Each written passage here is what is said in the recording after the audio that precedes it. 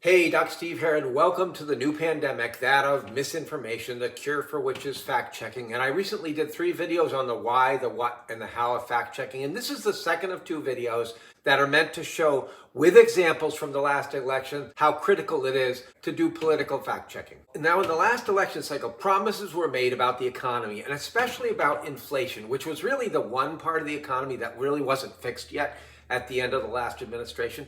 But the problem is that there were also promises made about tariffs and about mass deportations. And those of us who were fact-checking at the time were a little puzzled, because the fact is, if you do mass deportations and tariffs like President Trump promised in the campaign, that could potentially wreak havoc on the economy. The last video was about the cost of tariffs, and this one is about the cost of mass deportations. Now, I want to make sure people understand beforehand that I have biases in this area. I didn't really have much in the way of inherent biases about tariffs. I mean, whatever.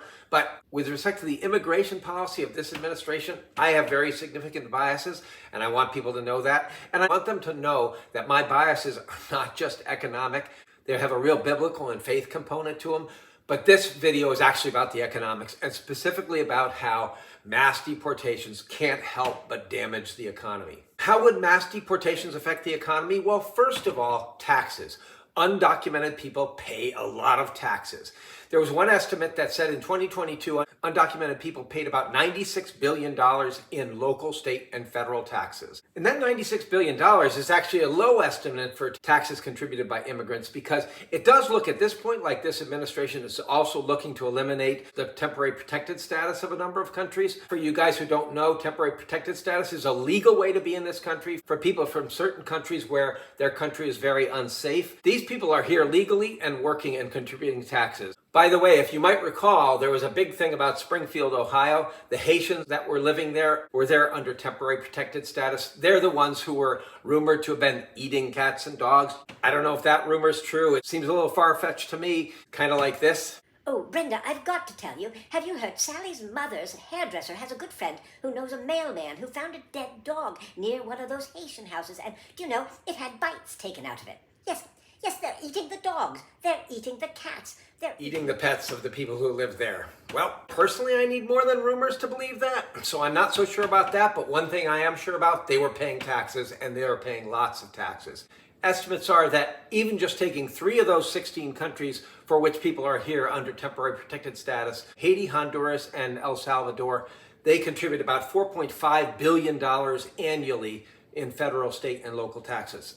Another thing I wanted to point out, and that is that the $96 billion that undocumented are paying in taxes, $32 billion of that went into Social Security and Medicare. And these are programs that they cannot benefit from unless they become a citizen. So they are actually helping to keep afloat those 2 troubled federal programs. So I know some of you guys are thinking, well, they don't pay taxes, right? They work under the table. They're undocumented. Well, actually, at the very least, they have to pay sales tax when they buy something. Even if they're just eating cats and dogs, they got to at least have some, ketchup or hot sauce, or actually don't really know what you eat with cats and dogs. I probably grill them with barbecue sauce myself, but basically they got to do that. And they're probably going to buy some other food. So they're going to grocery stores. They're going to hardware stores. Some of them smoke and some of them drink. So they're paying excise taxes there. And guess what? A ton of these folks have been here decades. So a lot of them actually own property. They're paying property taxes. They're paying school taxes. They actually do pay income taxes. And how can you pay income taxes and pay into Medicare without a Social Security number? You actually don't need a valid Social Security number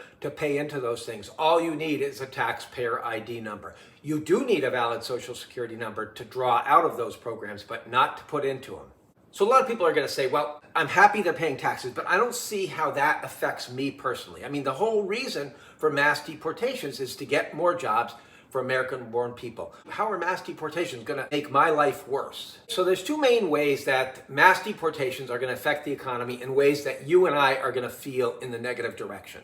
I know I talk a lot about fact-checking, but when I'm talking about these 2 next items and how mass deportations are going to affect the economy, I'm not actually fact-checking. I'm just giving you basic capitalism 101. This is how free enterprise capitalist system works. So lesson one of Capitalism 101. Consumer spending is a huge driver and maybe even the main driver of the local economy in this country. And undocumented people mostly are at the lower end of the earning spectrum, and most people in the lower end spend most of their money in consumer spending. So they're going to be going to the grocery store, they're going to go to the hardware store, they're going to the dentist, they're going to their hairdresser, they're going to the movies once in a while, maybe they're going to a restaurant, they're going to be going to their barber. Hey, do not laugh at my barber. He does a great job. And when you take a huge chunk of people out of the country, all that economic activity is now gone. And estimates of the undocumented in this country are around 11 million. And when you add in the people here under temporary protected status, it's about another million, which is about 3.5% of the population. So if you remove 3.5% of the population, you're removing all the economic activity and consumer spending that those 3.5% are doing. That means fewer people going to the grocery store, fewer people going to the barber, fewer people going, et cetera, et cetera, et cetera.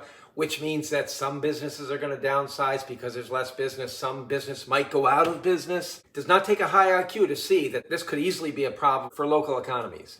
Basic Capitalism 101, lesson number 2. When you remove a huge chunk of labor from the labor market and you don't change the demand for labor, guess what? Wages are going to go up because businesses are going to be scrabbling to find people to fill their positions, and they're going to have to raise their wages. And when they raise their wages, whatever products or services they perform, the prices are going to go up in order to make a profit. And that's the inflationary component of mass deportations. So these are the two main ways that mass deportations would directly affect the economy. But there's another problem here too, and that is that most people who are undocumented are working jobs that, quite frankly, the average American-born person doesn't really want to do. A lot of them are doing farm labor. A lot of them are doing home care, like that person that's taking care of Granny during the day while other people work. Lower-level restaurant and hotel businesses. There's a lot of undocumented in construction jobs, but it's mostly the lower-level jobs, the manual labor and such. Now, there's no question that some undocumented are taking jobs that Americans would snap up, but the large majority of them are not. Now, the big problem with this is that some businesses may not even be able to find American-born workers who they can hire at the rate that they're able to pay. And a lot of those businesses are going to have trouble operating at the same level they're used to, and some of them might even close.